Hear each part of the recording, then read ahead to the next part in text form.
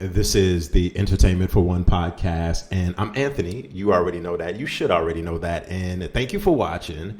Most importantly, I want you to like, subscribe, and share. Like the channel if you like the content. Subscribe because I'm already at over 4,000 subscribers, and share this video. Now, you know, we all know what happened with the whole KeKe Palmer situation with the father of her child. His name is, what is his name? Let's see. What is his name? His name is boyfriend, fitness instructor Darius Jackson.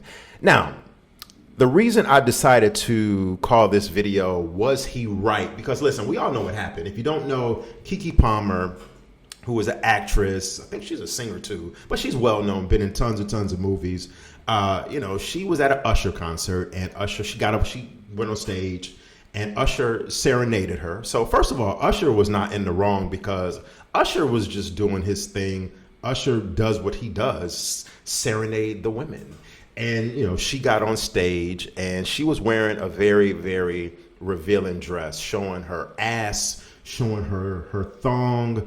It left nothing to the imagination. Very, very sexy versus, you know, sexy outfit. Shout out to Al B. Shore for that very dope Slept On Sexy Versus album from some almost 30 years ago. But anyway, I digress. So KeKe Palmer, got on stage, and Usher serenaded her.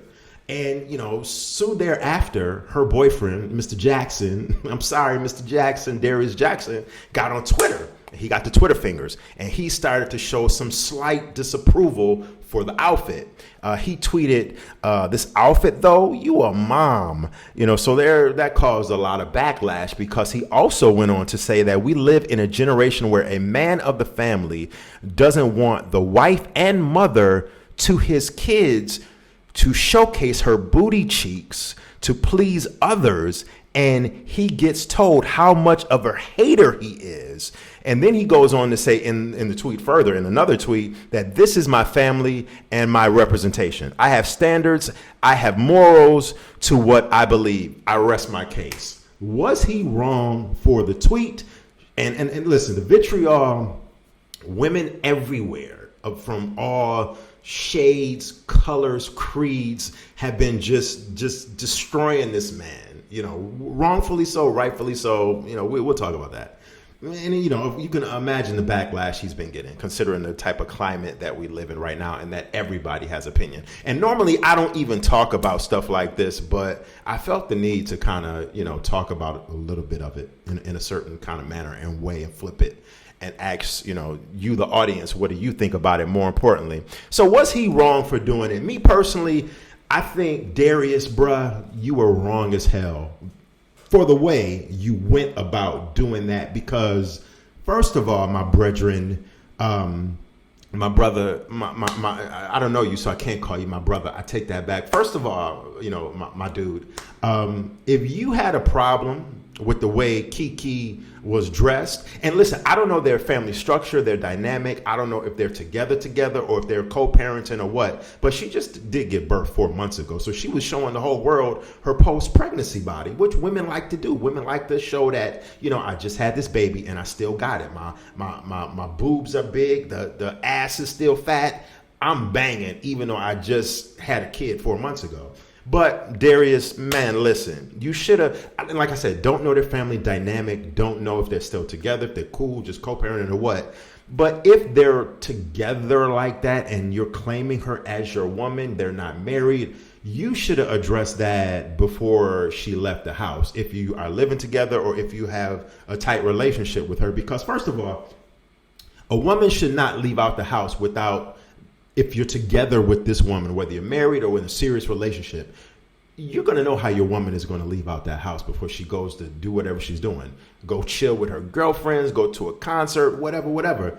That man should know and be able to voice his opinion. If he's a strong man, if he's a strong figure in that house that you are living in, he should be able to tell her, listen, I love you. I love it when you throw that stuff on. I love it when you get sexed up and you look sexy. You look good. You look good. but I don't want you wearing that so everybody can see your tat-ass, you know what I'm saying, them tig old bitties. I don't want, yeah, I mean, you gotta look sexy, but respectfully, babe, you gotta throw some other shit on. That's what he should have just straight up came out and said if their dynamic is really official and tight like that. Because, bro, if you had a problem with it, you don't go address that on social media. You don't go address that and let the whole world know how you really feeling about your girl's outfit, because then you're going to be played in the court of media and everybody's eyes as a hater, as I don't know, you know, that's not being misogynistic. Maybe it is, but you're not going to look good. So he should have addressed that from the gate. So yes, he is wrong in that way. You know, I mean, you gotta come out and say, like, listen, bro, keep that behind closed doors. She should have, if you was feeling in your feelings about that, she should have never walked out of that house like that. I mean, listen, we've all been in situations to where maybe you have, maybe you haven't, but where we dated some hotties before. So women that are just hot in the ass and they just like to flaunt and show their bodies off to everybody, whether they go into a club, whether they like to do photo shoots or, you know, fake hood photo shoots, or, you know, whatever it is that women like to do, Instagram photo shoots, whatever. We have all, certain men, you know, we've all dealt with those quote unquote hot women, you know what I mean?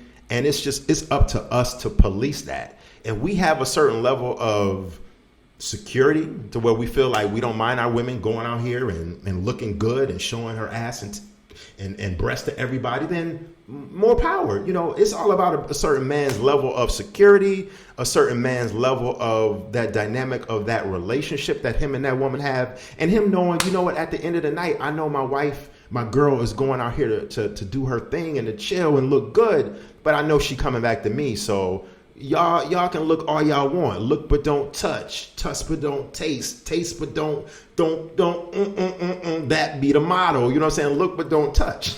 You know what I'm saying? Shout out to Quab. Shout out to my man Hype from Philly. Hype, what's up, baby?